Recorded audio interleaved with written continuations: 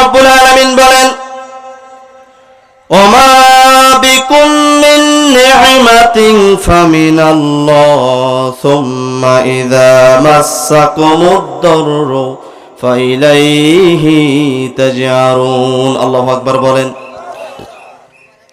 আল্লাহ রাব্বুল আলামিন বলেন,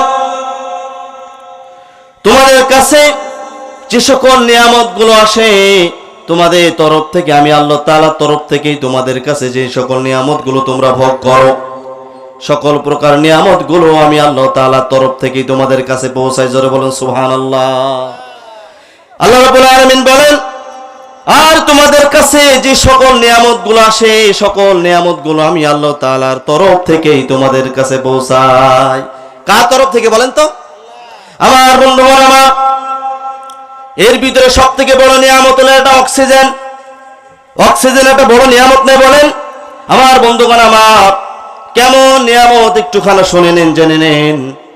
করোনায় আক্রান্ত ছিল একজন মানুষ, করোনায় আক্রান্ত ছিল। করোনার ভিতরে সবথেকে খারাপ রোগ শ্বাসকষ্ট, দম বন্ধ হয়ে যাওয়া।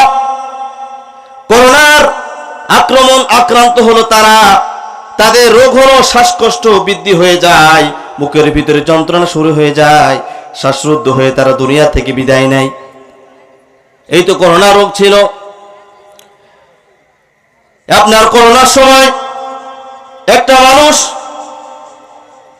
করোনায় আক্রান্ত হয়ে তিনি হসপিটালে ভর্তি হয়েছিলেন, আইসিইউর ভিতরে ছিলেন। 7 দিন তাকে আইসিইউতে রাখা হয়েছিল। যখন তাকে সুস্থ করা হলো, 7 দিন তাকে অক্সিজেন দেওয়ার কারণে ডাক্তার তাকে বিল ডাকলো 5 লক্ষ টাকা। কয় লক্ষ টাকা বলেন? 5 লক্ষ টাকা যখন তাকে বিল ডাকা হলো, তখন ওই ব্যক্তি অবাক হয়ে গেলেন। 7 দিন অক্সিজেন দেওয়ার কারণে আমার বিল হয়ে গেল 5 লক্ষ টাকা। চোখের পানি ছেড়ে দিয়ে কান্না শুরু করলেন। ডাক্তার সাহেব বললেন, কাঁদছেন কেন? আপনি কাঁদছেন কেন? তখন বললেন, হে ভাই, ডাক্তার ভাই, আমি কাঁদছি এই কারণে, টাকা পয়সার আমার কোনো অভাব নাই, 5 লক্ষ টাকা দেওয়ার মতো সমর্থন আমার আছে, কিন্তু আমি কাঁদছি একটি কারণে, 7 দিন অক্সিজেন দেওয়ার কারণে। 7 দিন অক্সিজেন দেওয়ার কারণে বিল যদি হয়ে যায় 5 লক্ষ টাকা, যে আল্লাহ রাব্বুল আলামিন আমাকে 60 বছর 70 বছর অক্সিজেন দিয়ে বাঁচায় রাখলেন, না জানি সেই মহান আল্লাহ তাআলার কাছে আমার কত কোটি কোটি টাকা ঋণ হয়ে গিয়েছে। সুবহানাল্লাহ বললেন না?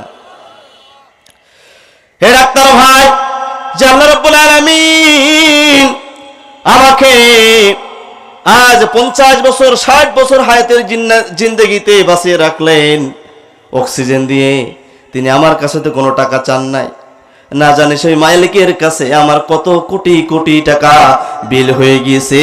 এই দুঃখে আমি কান্না করতেছি। আমার বন্ধুগণ, নিয়ামতের শুকরিয়া আদায় করা লাগবে কি লাগবে না?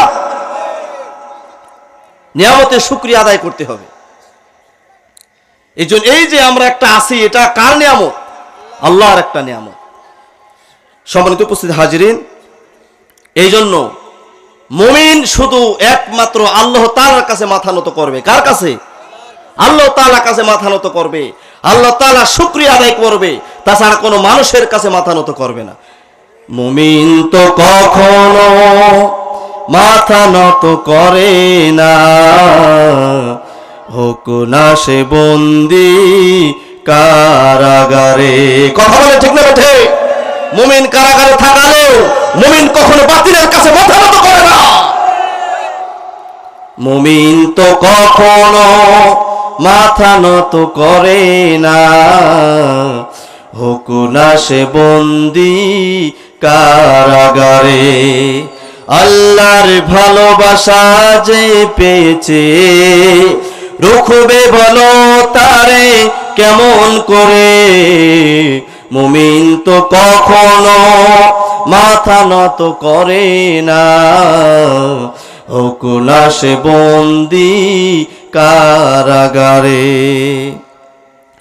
আসুক যতই ঝড়, আসুক বিপদ, চলতে হবে সে তো নিয়েছে শপথ।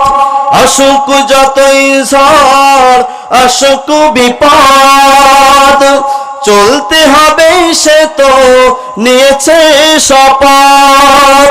চাই না সে দুনিয়ায় কোন সুখ সম্পদ, চাই না সে দুনিয়ায় কোন সুখ সম্পদ, চাই শুধু জান্নাত পরপারে। মুমিন তো কখনো মাথা নত করে না, হোক না সে বন্দি কারাগারে, হোক না সে বন্দি কারাগারে। আমার বন্ধুগণ, আমার ভাইরা আমার, মুমিন কখনো মাথা নত করে না। আল্লাহ রাসূল সাল্লাল্লাহু আলাইহি ওয়াসাল্লাম ঠিক এভাবেই মজলিসের ভিতরে বসেছিলেন। তিনি বললেন, হে আমার সাহাবারা, তখন মক্কা বিজয় হয়নি, ইসলাম প্রতিষ্ঠিত হয়নি। তখন বললেন, হে আমার সাহাবারা, তোমরা কে এমন আছো, তোমরা কে এমন আছো ওই কাবা ঘরের সামনে আমার প্রতি যে অবতীর্ণ হয়েছে আল কোরআন, কে এমন আছো ওই কাবা ঘরের সামনে কোরআন পড়া শুরু করবা? কে এমন আছো বলো, আজকে তোমাদের পরীক্ষা নেওয়া হবে। আল্লাহ রাব্বুল আলামিন বলেন, আহাসিবান নাসু আইয়ুতরাকু ওয়া ইয়াকুলু আমান্না ওয়া হুম লা ইফতানুন। আল্লাহ রাব্বুল আলামিন বলেন, তোমরা কি মনে করেছো ঈমান এনেছি কথা বললে আমি আল্লাহ রাব্বুল আলামিন ছেড়ে দিব, তোমাদের কি কোনো পরীক্ষা নেওয়া হবে না? তার মানে বোঝা গেল ভাইরা আমার, আল্লাহ রাব্বুল আলামিন আমাদেরকে পরীক্ষা নেবেন। পরীক্ষা ছাড়া যেমন এক ক্লাস থেকে আরেক ক্লাসে উন্নতি হওয়া যায় না, ঠিক তেমনি ভাবে আল্লাহ রাব্বুল আলামিন বলেন, তোমরা পরীক্ষা ছাড়াও আমার জান্নাতে যেতে পারবা না। তোমাদের পরীক্ষা দিয়ে এই দুনিয়া থেকে জান্নাত ক্রয় করে নিতে হবে। আমার বন্ধুরা, রাসূল আকরাম সাল্লাল্লাহু আলাইহি ওয়াসাল্লাম বললেন, হে আমার সাহাবারা, তোমরা যে আমার সামনে বসে আছো, তিনি বললেন, কে আছো, কে আছো, কে আছো ওই কাবা ঘরের সামনে কোরআন পড়তে পারবা? একজন সাহাবী ছিলেন আব্দুল্লাহ ইবনে মাসউদ রাদিয়াল্লাহু তাআলা আনহু। তিনি অনেক পিছনে বসেছিলেন, অনেক পিছনে বসেছিলেন। রাসূলের অনুমতি না নিয়ে তিনি চলে গেলেন কাবা ঘরের সামনে কোরআন পড়ার জন্য। তিনি কাবা ঘরের সামনে যখন কোরআন পড়া শুরু করে দিলেন, আর রহমান যখন পড়া শুরু করলেন, তখন আবু জাহেলের লোকজন বললেন, হে আবু জাহেল, দৌড়ে চলে গেল আবু জাহেলের কাছে, গিয়ে বলেন, হে নেতাজি, হে নেতাজি, আমাদের আজ সবকিছু শেষ হয়ে যাবে। মুহাম্মদের প্রতি অবতীর্ণ কোরআন ওই মাসউদ এসে পড়া শুরু করে দিয়েছে, দলে দলে দলে দলে দলে দলে মুহাম্মদের দিকে ভিড়ে যাচ্ছে। শিগগিরই আপনি চলেন, শিগগিরই চলেন, শিগগিরই ওই কোরআন পড়া বন্ধ করতে হবে। আজ এক শ্রেণীর মানুষ আছে যারা পিছন থেকে ইন্ধন দেয়, দেয় কি দেয় না বলেন? আর এক শ্রেণীর মানুষ আছে, ওখানে কোরআনের কথা হচ্ছে, ওখানে কোরআনের কথা বলতে দেওয়া হবে না। কোরআনের কথা বলতে গেলে এই মানুষ দলে দলে দলে দলে ইসলামের দিকে ধাবিত হবে। আপনারা চলুন, কিভাবে ওই কোরআনের মাহফিলটাকে বন্ধ করে দেওয়া যায়, কিভাবে ভঙ্গ করে দেওয়া যায়। আজও আছে এই এক শ্রেণীর মানুষ, আজও নেই বলেন? আজও নেই। আমার বন্ধুগণ, আমার আবু জাহেল চলে আসলো আব্দুল্লাহ ইবনে মাসউদের কাছে, বলল, আব্দুল্লাহ ইবনে মাসউদ, আমি কিন্তু তোমাকে ভালোবাসি, তুমি এই মুহাম্মদের প্রতি অবতীর্ণ কোরআন তুমি পড়তে পারবা না। আব্দুল্লাহ ইবনে মাসউদ সাময়িক সময়ের জন্য কোরআন পড়া বন্ধ করে দিলেন। কোরআন পড়া সাময়িক সময়ের জন্য বন্ধ করে দিলেন। বন্ধ করে দেওয়ার পরে আবার যখন আবু জাহেল চলে গেল, আবার কোরআন পড়া শুরু করে দিলেন। সুবহানাল্লাহ বলেন। আবার কোরআন যখন পড়া শুরু করে দিলেন, আবার এই ছেলেবেলাগুলো, পাতি নেতাগুলো আবার আবু জাহেলের কাছে গিয়ে বললেন, হে আবু জাহেল, আমাদের নেতাজি আবার আব্দুল্লাহ ইবনে মাসউদ কোরআন পড়া শুরু করে দিয়েছে, আপনি দ্রুত ঠেকান। আপনি যদি এই কোরআনের মঞ্চটাকে না ঠেকাইতে পারেন, কোরআনের আয়োজনটাকে বন্ধ না করতে পারেন, তাহলে দলে দলে মানুষ ওই মুহাম্মদের দিকে ঢেলে যাবে। শিগগিরই বন্ধ করেন। আমার বন্ধুগণ, আমার আবু জাহেল চলে গেলেন। চলে যাওয়ার পরে আব্দুল্লাহ ইবনে মাসউদকে এমন জোরে একটা কানে থাপ্পড় মারলেন, জমিনের ভিতরে বেহুশ হয়ে তিনি পড়ে গেলেন। চোখ দিয়ে পানি বের হওয়া শুরু হয়ে গেল, কান দিয়ে রক্ত বের হওয়া শুরু হয়ে গেল। আব্দুল্লাহ ইবনে মাসউদের এমন জোরে থাপ্পড় মারলেন, জমিনের ভিতরে পড়ে গেলেন, কান দিয়ে রক্ত বের হওয়া শুরু হয়ে গেল। আব্দুল্লাহ ইবনে মাসউদ দাঁড়িয়ে গেলেন। দাঁড়িয়ে যাওয়ার পরে বললেন, হে আবু জাহেল, আজকে তোমাদের সময়, আজকে তোমাদের সময়। ক্ষমতা কিন্তু চিরকাল থাকে না, ক্ষমতা কিন্তু চিরকাল থাকে না। থাকে নাকি ভাই? ক্ষমতায় কেউ স্থায়ী হয় না। ক্ষমতায় কেউ স্থায়ী হয়? এই দেখেন, রদ বদল হয়েছে। এক সময় ছিলেন শেখ হাসিনা, ছিলেন কি ছিলেন না? এক সময় খালেদা জিয়া ছিলেন, ছিলেন কি ছিলেন না? সকলেই, এখানে কোনো দল নাই, এখানে কোনো দল নাই, সকলেই এক সময় একজন আসবে, আবার আর এক সময় আরেকজন আসবে। আসবে কি আসবে না? ক্ষমতা কি কারো চিরস্থায়ী থাকে ভাই বলেন? এখানে যারা বিএনপির ভাইয়ের লোকজনরা আছেন, আপনারা রাগ করবেন না। জামাত ইসলামের ভাইয়েরা আছেন, তারা রাগ করবেন না। আওয়ামী লীগের ভাইয়ের যারা আছেন, তারা রাগ করবেন না। রাগ করবেন বলেন? ক্ষমতা কিন্তু চিরস্থায়ী থাকে না। আমার ক্ষমতা এখন আছে চেয়ার, আমার ক্ষমতা এখন আছে, এই চেয়ারটা এখন আমার দখলে, আমি যা বলবো মাইক এখন তাই হবে। কিন্তু দেখেন আমার সময় অল্প, সময় যখন শেষ হয়ে যাবে তখন বলবো হুজুর আপনি আবার নেমে যান। ক্ষমতায় কেউ স্থায়ী হয় না, হোক না সে হাসিনা কিবা খালেদা, চেয়ারটা চিরকাল থাকে না, চেয়ারটা চিরকাল থাকে না। ক্ষমতায় কেউ স্থায়ী হয় না। মুজিবুর বেশি দিন থাকেনি, জিয়াউর কেউ তো রাখেনি। কথা বলে ঠিক না বেঠিক? মুজিবুর বেশি দিন থাকেনি, জিয়াউর কেউ তো রাখেনি। এরশাদ চলে গেছে পৃথিবী ছেড়ে, এরশাদ চলে গেছে পৃথিবী ছেড়ে, কেউ আজ তার কথা কয় না। ক্ষমতায় কেউ স্থায়ী হয় না, হোক না সে হাসিনা কিবা খালেদা, চেয়ারটা চিরকাল থাকে না, চেয়ারটা চিরকাল থাকে না। হাসিনা ক্ষমতা ধরে রাখতে আয়না ঘর বানিয়েছিল। কথা বলে ঠিক না বেঠে? শেখ হাসিনা আয়না ঘর তৈরি করেছিল, আরে আমাদেরকে নির্যাতন নিপীড়ন করার জন্য সে আয়না ঘর তৈরি করে সারা জীবন অবিরত ভাবে চেয়ার দখল করার জন্য চেষ্টা করেছিল। কথা বলে ঠিক না বেঠে?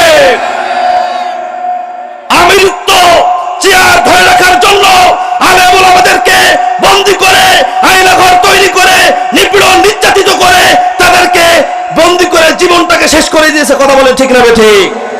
আমার বন্ধুগণ, আমার বন্ধুগণ, কোন মানুষকে যদি জেলখানায় দেওয়া হয়, তার একদিন না একদিন কোর্টে উঠানো হতো, হতো কি হতো না বলেন? তার সন্তানেরা, তার আত্মীয় স্বজনরা জেলখানায় গিয়ে দেখতে পারতো। কিন্তু আয়নাঘর নামক এমন একটা আয়নাঘর তৈরি করেছিল, সেখানে মানুষ গিয়েছে আর ফিরে আসে নাই। কথা বলেন, কথা বলেন? গিয়েছে আয়নাঘরের ভিতরে আর ফিরে আসে নাই। আহা, কি নির্যাতন, কি নিপীড়ন তাদেরকে করা হয়েছে ভাইরা আমার। হাসিনা ক্ষমতা ধরে রাখতে আয়না ঘর বানিয়েছিল। কথা বলেন ঠিক না বেঠিক? জনগণের রোষানলে দাদার কাছে পালিয়ে গেল, ডিবি হারুনের পাশে আর, ডিবি হারুনের পাশে আর পরিমণিদের দেখা যায় না। ক্ষমতায় কেউ স্থায়ী হয় না, হোক না সে হাসিনা কিবা খালেদা, চেয়ারটা চিরকাল থাকে না, চেয়ারটা চিরকাল থাকে না। হে আবু জাহেল, তোমার এখন ক্ষমতা মনে আছে তো আপনাদের? হে আবু জাহেল, তোমার আজকে ক্ষমতা, তুমি আমাকে এক কান দিয়ে চড় মেরে রক্ত বের করে দিলে, কিন্তু যখন আমাদের সময় আসবে, হে আবু জাহেল শুনে রেখে দাও, জেনে রেখে দাও, যখন আমাদের সময় আসবে তখন তুমি জেনে রেখে দাও, যখন আমাদের সময় আসবে, ইসলাম যখন প্রতিষ্ঠিত হয়ে যাবে, তোমাকে, তোমার সেই দিন আমরা দুই কানে চড় মেরে রক্ত বের করে দিব। জোরে বলুন সুবহানাল্লাহ। ইমানের কি পরীক্ষা দেখেন ভাইরা। রাসূল আকরাম সাল্লাল্লাহু আলাইহি ওয়াসাল্লামের কাছে কাঁদতে কাঁদতে চলে গেলেন আব্দুল্লাহ ইবনে মাসউদ। রাসূল সাল্লাল্লাহু আলাইহি ওয়াসাল্লাম বললেন, হে আব্দুল্লাহ ইবনে মাসউদ, তুমি কাঁদছো কেন? তখন বললেন, ইয়া রাসূলুল্লাহ, ইয়া হাবিবাল্লাহ, আপনি যখন ঘোষণা দিচ্ছিলেন কে এমন আছো, ওই কাবা ঘরে ঘরের সামনে কোরআন পড়তে পারবা। তখন ইয়া রাসূলুল্লাহ, ইয়া হাবিবাল্লাহ, আমি আপনার অনুমতি না নিয়েই চলে গিয়েছিলাম, ওই কাবা ঘরের সামনে কোরআন পড়তে চলে গিয়েছিলাম আমি। ইয়া রাসূলুল্লাহ, আমি যদি আপনার কাছে অনুমতি চাইতাম আমার দেরি হয়ে যেত, এই জন্য না জানি আমার আগে আরেকজন চলে যেত ওই কাবা ঘরের সামনে কোরআন পড়ার জন্য।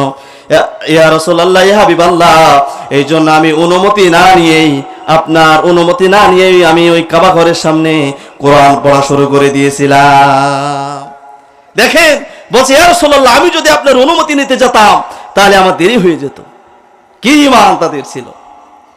আমার বন্ধুগণ আমার, এই জন্য ঈমান, কঠিন ঈমান হতে হবে, পরীক্ষা দিতে হবে, বিপদ আসতে পারে, মুসিবত আসতে পারে, তারপরে বিচলিত হওয়া যাবে না। তখন বলেন ইয়া রাসূলুল্লাহ, ইয়া হাবিবাল্লাহ, আমি আবু জাহেলের আরেকটা কথাও বলে এসেছি। কি কথা বলে এসেছো? আমি বলছি ইয়া রাসূলুল্লাহ, আবু জাহেল, আজকে তোমাদের ক্ষমতা, এই জন্য তুমি আমাকে কান দিয়ে রক্ত বের করে দিয়েছো। আমাদের যখন সময় আসবে তখন আমরা কিন্তু তোমাকে দুই কান দিয়ে চড় মেরে রক্ত বের করে দিব। আমার বন্ধুগণ আমার, এই জন্য ক্ষমতা চিরকাল থাকে না, ক্ষমতা বিলীন হয়ে যায়। আমার বন্ধুগণ আমার, এই জন্য যারা আল্লাহ তাআলার আইনগুলোকে যারা না মানবে, আল্লাহ তাআলার বিধিবিধানগুলোকে যারা না মানবে, আল্লাহ রাব্বুল আলামিন তাদের ব্যাপারে কি বলেন দেখেন, ইন্নাল্লাহা লা'আনাল কাফিরিনা ওয়া আ'আদ্দা লাহুম সাঈরা। আল্লাহ রাব্বুল আলামিন বলেন, নিশ্চয় আল্লাহ তাআলা কাফিরদেরকে লানত করেছেন এবং তাদের জন্য জ্বলন্ত আগুন তাদের জন্য প্রস্তুত করে রেখেছেন। আল্লাহ তাআলা বলেন, নিশ্চয় আমি আল্লাহ তাআলা কাফিরদের উপর লানত করেছি। কাফির কারা? যারা আল্লাহ তাআলার বিধানকে অমান্য করে, যারা আল্লাহ তাআলার বিধানগুলো মানে না, যারা আল্লাহ তাআলার দ্বীন প্রতিষ্ঠিত হোক জমিনে চায় না, এরা হলো টাটকা কাফের। কথা বলে ঠিক না বেঠিক? এক শ্রেণীর মানুষ আছে যারা ইসলাম প্রতিষ্ঠিত হোক চায় না। আমার বন্ধুগণ আমার, তারা কারা একটু শুনে নেন, জেনে নেন। অন্ধ মানুষ বিয়ে হয় না, অন্ধ মানুষ বিয়ে হয় না। আল্লাহ তাআলার কাছে দোয়া করছে, হায় আল্লাহ তাআলা, তুমি তো বলেছো আমি জোড়ায় জোড়ায় মানুষকে সৃষ্টি করেছি, তা আমার জোড়া কই? আমার তো বিয়ে হয় না, বিয়ের বয়স পার হয়ে যাচ্ছে। হায় আল্লাহ তাআলা, আমার জোড়া কই? খুব কষ্ট করে একটা সম্বন্ধ এসেছে, হায় আল্লাহ তাআলা, তার সাথে বিয়ে হয়েছে। আল্লাহ রাব্বুল আলামিন তার সাথে কবুল করেছেন, বিয়ে হয়েছে। কিছুদিন যাওয়ার পরে, বিবাহিত বৈবাহিক জীবন কিছুদিন চলার পরে তিনি সংবাদ শুনতে পেলেন, মাইক দিকে পেছন থেকে মাইক বাজতে বাজতে যাচ্ছে, সুখবর সুখবর সুখবর সুখবর, চেয়ারম্যান মহোদয় বিনা পয়সায় চক্ষু অন্ধরোগীকে চিকিৎসা করাবেন। ওই অন্ধরোগী তো ব্যাপক খুশি হয়ে গেল। এবার বলছে, বেগম, মনে হয় খুশির দিন মনে হয় আবার ফিরে এসেছে। টাকার অভাবে অনেকদিন চিকিৎসা হতে পারে নাই। আমার মনে হয় যেহেতু আমাদের চেয়ারম্যান মহোদয়, মেম্বার মহোদয় বিনা পয়সায় চক্ষু অন্ধ রোগীকে চিকিৎসা করাবেন, মনে হয় দুনিয়ার আলোটা এবার দেখতে পাবো। স্ত্রী তখন বলছে, তোমার তো চোখ ছিল না, তোমাকে তো আমি বিবাহ করেছি, তোমার এখন আবার চোখের কি দরকার? আচ্ছা বলেন তো, শুধু চোখ কি বউ দেখার জন্য? বলেন তো, শুধু কি চোখ বউ দেখার জন্য? বলছে স্ত্রী, বলছি তোমার তো বিবাহ হচ্ছিল না, তুমি তো অন্ধ মানুষ, তোমার তো বিবাহ হচ্ছিল না, আমি তো তোমাকে বিবাহ করেছি, তোমার আবার এত চোখের কি দরকার? আপনারা শুনছেন তো ভাইরা নাকি? তারপরে স্ত্রী স্বামীর চোখ ভালো হয় না, চায় না কেন? কারণ আছে না নেই? স্বামীর চোখ ভালো হোক, স্ত্রী কেন চায় না? তার মানে হলো স্বামী স্ত্রী এত কালোর কালো, এত কালার কালো, এত কালোর কালো, কোন চক্ষুওয়ালা ছেলে তাকে বিবাহ করে নাই। আর যদি আমার স্বামীর চোখ ভালো হয়ে যায়,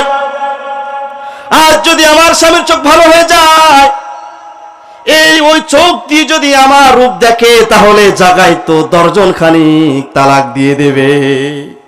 আমার বন্ধুগণ আমার, ঠিক একইভাবে এক শ্রেণীর মানুষ আছে যারা এই আল্লাহর জমিনে আল্লাহর দ্বীন প্রতিষ্ঠিত হতে চায় না। তারা মনে করে দ্বীন যদি প্রতিষ্ঠিত হয়ে যায়, সুদ খেতে পারবো না, ঘুষ খেতে পারবো না, জিনা করতে পারবো না, অন্যায় অত্যাচার করতে পারবো না, মানুষের সম্পদ লুট করে খেতে পারবো না, মানুষকে জুলুম করতে পারবো না, মানুষকে মিথ্যা মামলা দিতে পারবো না। এই একই কারণে যেমনই ভাবে স্ত্রী স্বামীর চোখ ভালো চায় না, ঠিক এক শ্রেণীর মানুষ আছে তারাও এই দুনিয়ার জমিনে আল্লাহর দিন প্রতিষ্ঠিত হোক চায় না। আমার বন্ধুগণ আমার, কিন্তু আপনি যদি আল্লাহর দিন প্রতিষ্ঠার আন্দোলন না করেন, আমার ভাইরা আমার, আল্লাহ তাআলার কাছে জবাবদিহি করতে হবে, আর আপনি কিন্তু কাফের হয়ে যাবেন। আল্লাহ তাআলার দিন যদি প্রতিষ্ঠার আন্দোলন আপনি না করেন, আল্লাহ তাআলার আদালতে আপনি ধরা খেয়ে যাবেন ভাইরা আমার। এই জন্য আসুন, আল্লাহ রাব্বুল আলামিন বলেন, আমি আল্লাহ তাআলা কাফেরদের উপরে লানত করেছি এবং তাদের ঠিকানা হলো জাহান্নাম। ঠিকানা কোথায় বলেন? জাহান্নাম। সেই জাহান্নামের ভিতরে তারা কতদিন থাকবে? আল্লাহ রাব্বুল আলামিন তাও বলেন, খালিদিনা ফিহা আবাদা লা ইয়াজিদুনা ওয়ালিজ্জাও ওয়ালা নাসীরা। আল্লাহু আকবার বলেন। আল্লাহ রাব্বুল আলামিন বলেন, সেখানে তারা চিরজীবন থাকবে, চিরস্থায়ী থাকবে, না পাবে কোনো সাহায্যকারী, না পাবে কোনো অভিভাবক। সে ওই জাহান্নামের ভিতরে, আমার ভাইরা আমার, জাহান্নামের ভিতরে চিরস্থায়ী থাকবে। ওই জাহান্নামের আগুন কেমন আগুন? আমার ভাইরা আমার, আল্লাহ রাসূল সাল্লাল্লাহু আলাইহি ওয়াসাল্লাম বলেন, আমি যখন মেরাজে গিয়েছিলাম, আমি ওই জাহান্নামের আগুন থেকে হাওমাও করে কেঁদে ফেলে দিয়েছিলাম। জাহান্নামের আগুন এত ভয়াবহ আগুন। জিবরিল আমিন বলছেন, হে রাসূলুল্লাহ, হে হাবিবাল্লাহ, আপনি এভাবে কাঁদছেন কেন? আপনি এভাবে কাঁদছেন কেন? রাসূল সাল্লাল্লাহু আলাইহি ওয়াসাল্লাম বললেন, হে জিবরাইল ভাই, জাহান্নামের আগুন এত কালো কেন? জাহান্নামের আগুন এত কালো কেন? আমার বন্ধুগণ আমার, জিবরিল আমিন বললেন, হে রাসূলুল্লাহ, হে হাবিবাল্লাহ, এই জাহান্নামের আগুনটাকে আল্লাহ রাব্বুল আলামিন, এই জাহান্নামের আগুনটাকে 1000 বছর জ্বালিয়ে জ্বালিয়ে জ্বালিয়ে জ্বালিয়ে জ্বালিয়ে জ্বালিয়ে লাল বর্ণ করেছেন। আবার এই জাহান্নাম, ওই আগুনটা, লাল বর্ণ আগুনটাকে আবার 1000 বছর জ্বালিয়ে জ্বালিয়ে জ্বালিয়ে জ্বালিয়ে সাদা বর্ণ করেছেন। আবার ওই আগুনটা আবার 1000 বছর জ্বালিয়ে জ্বালিয়ে জ্বালিয়ে জ্বালিয়ে, তার মানে 3000 বছর জ্বালিয়ে জ্বালিয়ে জাহান্নামের আগুনটাকে আল্লাহ তাআলা কালো বানিয়ে ফেলেছেন। ইয়া রাসূলুল্লাহ, এই জাহান্নামে যদি কোনো মানুষ যায়, সাথে সাথেই তার কলিজাটা পুড়ে ছাই হয়ে যাবে, তাদের চামড়াটা অনেক পুরু করে দেওয়া হবে, কয়েক গজ তাদের চামড়াটা পুরি করে দেওয়া হবে, যেন এই জাহান্নামের আগুন তারা ভোগ করতে পারে, জাহান্নামের আগুন যেন তারা ভোগ করতে পারে। আমার ভাইরা আমার, এই জাহান্নামে কারা যাবে? এই জাহান্নাম থেকে আল্লাহ রাব্বুল আলামিন ভরবেন জিন এবং মানুষ দ্বারা, জিন এবং ইনসান দ্বারা, পাথর এবং মানুষ দ্বারা এই জাহান্নামটাকে ভরাট করবেন। পাথর দ্বারা, পাথর কেঁদেছিল আল্লাহর জাহান্নামের ভয়ে, কিন্তু আমরা মানুষ, আমাদের দিল এমন, আমাদের চোখ দিয়ে পানি বের হয় না। জাহান্নামের বয়ান শোনার পরে আমাদের চোখ দিয়ে পানি বের হয় না। আমার বন্ধুগণ আমার, মুসা আলাইহিস সালাতু ওয়াস সালাম, তিনি একদিন আল্লাহ তাআলার সাথে সাক্ষাৎ করার জন্য তুর পাহাড়ে যাচ্ছিলেন। তুর পাহাড়ে যাওয়ার সময় একটা কান্নার আওয়াজ শুনতে পেলেন। তিনি বলেন, কি ব্যাপার? কান্নার আওয়াজ শোনা যায়, কোথা থেকে কান্নার আওয়াজ শোনা যায়? তিনি কান্নার আওয়াজ শুনতে চাইলেন, কিন্তু শুনতে পারলেন। একটি পাথরের কাছে গিয়ে শুনলেন কান্নার আওয়াজ, কান্নার আওয়াজ, পাথরে কান্না করে। আমার বন্ধুগণ আমার, তখন পাথর বলে, ভাই, হে আল্লাহর নবী, পাথর বলে, হে আল্লাহর নবী, আজ আল্লাহ রাব্বুল আলামিন আমাকে যতদিন সৃষ্টি করেছেন ততদিন থেকে আমি আল্লাহ রাব্বুল আলামিন ওই জাহান্নামের ভয়ে আমি কান্না করি, ওই জাহান্নামের ভয়ে আমি কান্না করি। আমার বন্ধু আমার, হে আল্লাহ, হে রাসূলুল্লাহ, তখন ওই পাথরটা বলল, হে আল্লাহর পয়গম্বর মুসা, আপনি একটু আল্লাহ রাব্বুল আলামিনের কাছে সুপারিশ করবেন, আল্লাহ যেন আমাকে মাফ করে দেয়। আমার বন্ধু আমার, ওই পাথর তখন মুসা আলাইহিস সালাতু ওয়াস সালামের কাছে বললেন, হে মুসা, হে আল্লাহর পয়গম্বর, আপনি তো আল্লাহ তাআলার সাথে সাক্ষাৎ করার জন্য যাচ্ছেন, আল্লাহ যেন আমাকে মাফ করে দেয়, আপনি একটু আমার জন্য সুপারিশ করবেন। আমার বন্ধু আমার, যখন তিনি চলে গেলেন আল্লাহ রাব্বুল আলামিনের কাছে সাক্ষাৎ করার জন্য, যখন তিনি চলে গেলেন, চলে যাওয়ার সময় তিনি আল্লাহ রাব্বুল আলামিনের সাথে কথোপকথন করলেন। করার পরে ওই মুসা আলাইহিস সালাতু ওয়াস সালাম তিনি আল্লাহ তাআলার কাছ থেকে ফিরে আসলেন, তখন বললেন, আল্লাহ রাব্বুল আলামিন বললেন, হে মুসা, তুমি কি ওই পাথরটার কথা ভুলে গিয়েছো নাকি? পাথরটার কথা ভুলে গিয়েছো নাকি? যে তোমাকে আমি আল্লাহ তাআলার কাছে সুপারিশ করার জন্য বলেছে, তুমি কি সেই পাথরটার কথা ভুলে গিয়েছো? মুসা আলাইহিস সালাতু ওয়াস সালাম হাওমাও করে কেঁদে ফেললেন, ইয়া রাব্বুল আলামিন, আমি তো ভুলে গিয়েছি পাথরটার কথা। আল্লাহ রাব্বুল আলামিন বললেন, হে মুসা, হে মুসা, হে মুসা, তুমি জানিয়ে দাও, তাকে শুনিয়ে দাও, আমি আল্লাহ রাব্বুল আলামিন তাকে জীবনের জন্য ক্ষমা করে দিলাম, জাহান্নামের আগুন থেকে আমি আল্লাহ তাআলা মুক্ত করে দিলাম। জোরে বলুন সুবহানাল্লাহ। আমার বন্ধুগণ, আমার জাহান্নামের ভয়ে পাথর কাঁদে, কিন্তু আমাদের মানুষ, আমাদের দেল এমন শক্ত, আমাদের দেল এমন শক্ত, আমাদের দেল এমন শক্ত, আমরা ওই জাহান্নামের ভয়ে আমরা মানুষ কাঁদি না।